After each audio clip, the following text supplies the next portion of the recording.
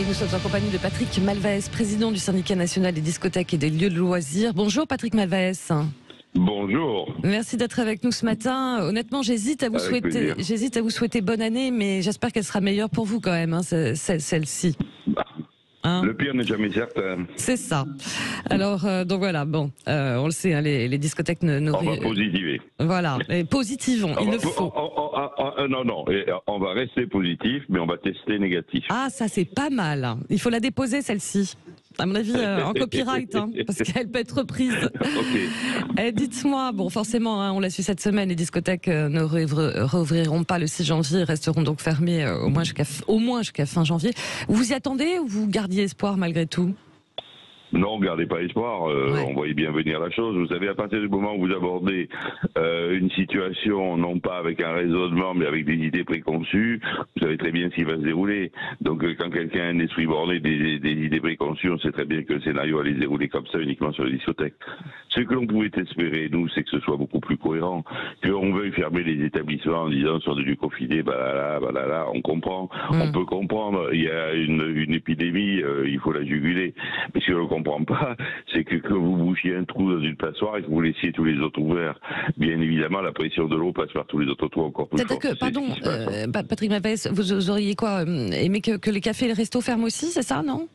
C'est invraisemblable quand on cite les cafés, les restaurants, puis les autres lieux, parce qu'il n'y a pas que ça. Vous avez des salles de type L, des salles de fête, des salles d'accueil multiples, etc. J'ai été obligé moi-même de dire sur une antenne d'une radio nationale et de dénoncer un établissement qui se trouvait à Bobigny en disant, écoutez, il y a 2000 personnes, c'est prévu la fête du 20 et du 31 jusqu'au 2 janvier, sous prétexte de donner des leçons de danse.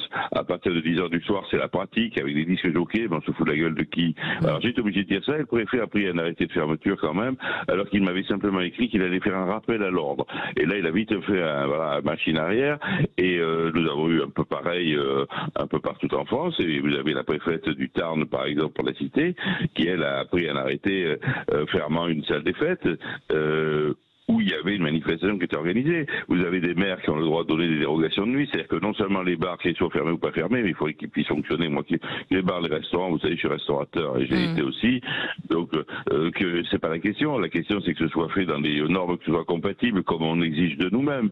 C'est-à-dire qu'ils fassent leur métier de restaurateur et de bar, je comprends, mais quand on leur donne une dérogation jusqu'à 4h ou 5h du matin, on se moque un peu du monde, surtout quand on dit qu'ils puissent pas consommer en position debout, qu'on a pris un texte, voilà, ils sont obligés d'être en position assise, qu'on fasse à croire qu'ils vont rester à prendre un café ou un thé à la vente jusqu'à 5h ou 6h du matin. Donc on sait très bien comment se déroulent les choses. Ouais, et en même temps, quand l'Institut Pasteur, chiffre à l'appui, dit que voilà, les discothèques sont des lieux à haut risque de transmission, mal ventilés. Vous ne les entendez pas, ces arguments? Non ?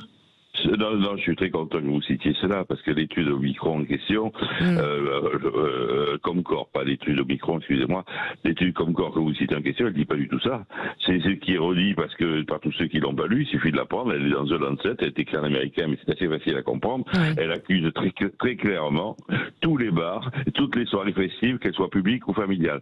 Très clairement, elle ne cite à aucun moment les discothèques, et ses conclusions, qui sont deuxième paragraphe du début de l'étude, sont tout à fait claires. Et pourquoi? Parce que cette étude a été menée entre le mois de mai et le mois d'octobre, et entre le mai et le mois d'octobre, les discothèques ont ouvert qu'au mois d'août. Donc elles ont été ouvertes qu'un mois et demi. Donc l'étude ne pouvait pas les prendre en compte, et il y a eu à ce moment-là que 200 établissements qui étaient ouverts.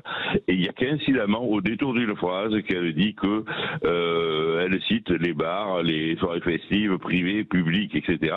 et nightclubs. Mais l'exception nightclub en anglais est beaucoup plus large que l'exception française. Les nightclubs, c'est des clubs de nuit, mais ça ne veut pas dire que les discothèques. Donc cette étude, elle est très claire, elle ne peut pas avoir visé les discothèques parce que l'échantillon ne le permettait pas, et par contre elle cible très clairement, mais très clairement, sans aucune ambiguïté, tous les bars et toutes les soirées, qu'elles soient festives, publiques ou privées. Or là, on n'a pris aucune position, aucune mesure dans notre pays, et ça, je trouve ça très choquant pour la santé des Français. Et on va nous enquiquiner dans les jours à venir de ce beau 2022 qui commence, on va nous enquiquiner en nous disant, vous comprenez, il y a une recrudescence, vous êtes fermés jusqu'à fin janvier, mais peut-être qu'en février, et puis les statistiques vont repartir à l'os. Les discothèques sont fermées. Et depuis la fermeture des discothèques, qu'est-ce qu'on constate? On constate qu'il y avait moins de 20 000 cas par jour, et il y en a 200 000 par jour. C'est pas les discothèques, elles sont fermées. C'est pour ça que vous dites que les discothèques sont les victimes expiatoires, hein, c'est ce que j'ai vu de vous. Mais on le sait, Patrick Malvès, le mois de décembre, ça représente 20% de votre chiffre d'affaires annuel, c'est ça, des boîtes de nuit? Il faut voir qu'il y a deux choses qui se conjuguent au mois de décembre. Vous avez d'abord l'hyperconsommation liée au fait et au besoin de se défouler des gens qui consomment davantage. Donc on fait une grosse progression de chiffre d'affaires. Et deuxièmement, nous avons tous nos saisonniers de station. Vous pensez à tous ceux qui sont en montagne et qui sont partout et tout. Ils réouvrent dans des conditions déjà scabreuses parce que dans les stations, il y a des règles qui sont imposées assez strictes. Et en plus de ça, on leur dit vous êtes fermés. Eux, ils n'ont pas fait la saison d'hiver l'année dernière. Eux, ils n'ont pas fait la saison d'hiver cette année. Donc eux, on peut dire que c'est 2 années déjà de perdu, c'est sûr.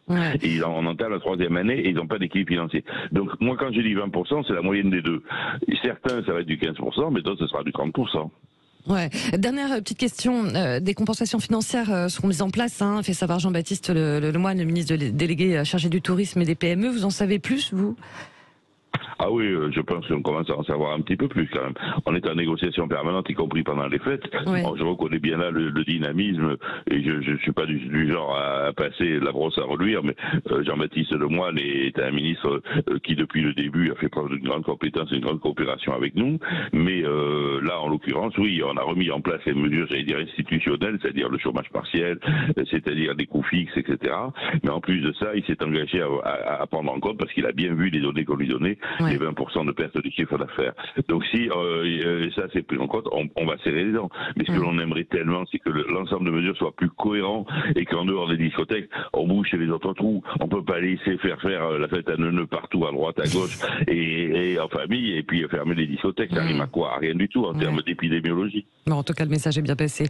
On vous souhaite une belle année malgré tout, Patrick Malvès. Moi, vous êtes très gentil. Je serai toujours ravi d'intervenir chez vous. Je vous souhaite une excellente année ainsi qu'à tous vos auditeurs. Merci beaucoup. Je rappelle que vous êtes... Au revoir, à très bientôt. Je rappelle que vous êtes le président du syndicat national des discothèques et des lieux de loisirs. Allez, à suivre dans quelques instants. On parle IMO, forcément, avec Marc Ezrati et toute sa bande. Et juste avant, ce sera Stéphane Zemeretta du Petit Futé, Sud Radio, 9h20.